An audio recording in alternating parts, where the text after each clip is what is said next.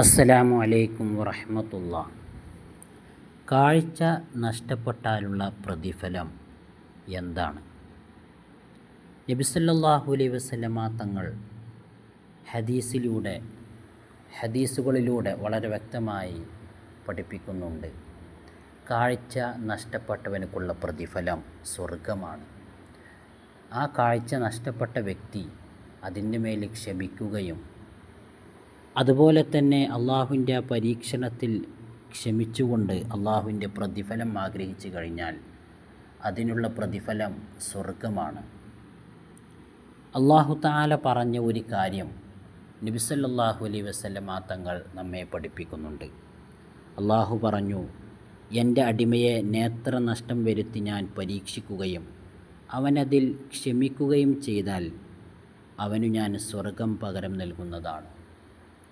ഒരാളുടെ കാഴ്ച അള്ളാഹു തആല എടുത്തു കളയുകയും ഒരാൾക്ക് അള്ളാഹു തആല കാഴ്ച കൊടുക്കാതിരിക്കുകയും അങ്ങനെ അദ്ദേഹത്തെ പരീക്ഷിക്കുകയും അദ്ദേഹം ആ പരീക്ഷണത്തിൽ ക്ഷമിക്കുകയും ചെയ്താൽ അദ്ദേഹത്തിനുള്ള പ്രതിഫലം സ്വർഗമാണ്. അതുകൊണ്ട് തന്നെ കാഴ്ച ഇല്ലാത്ത അനേകം ആളുകൾ നമ്മുടെ ഇടയിൽ ജീവിക്കുന്നതായി കാണാം. ആ ആളുകൾക്കൊക്കെ അവരതിൽ ക്ഷമിച്ചു കഴിഞ്ഞാൽ, അള്ളാഹുവിൻ്റെ പ്രതിഫലം ആഗ്രഹിച്ചു കഴിഞ്ഞാൽ അള്ളാഹു തആല അവർക്ക് നൽകുന്നത് സ്വർഗമാണ്. അവർ ഈ ഭൗതിക ലോകത്ത് ഇരുട്ടിലാണെങ്കിലും ആത്മീയ ലോകത്ത് പരലോകത്ത് അവർ വെളിച്ചത്തിലാണ്.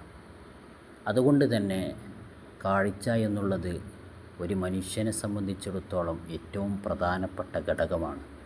കാഴ്ചയില്ലെങ്കിൽ അവനക്ക് ലോകത്ത് എന്താണോ, ഏത് രീതിയിലാണ് ലോകത്ത് നടക്കുന്നത്, എന്തെല്ലാം സംഭവങ്ങളാണ് ഇവിടെ ഉള്ളത് എന്ന് അവനക്ക് കൃത്യമായി പറയാൻ കഴിയുകയില്ല.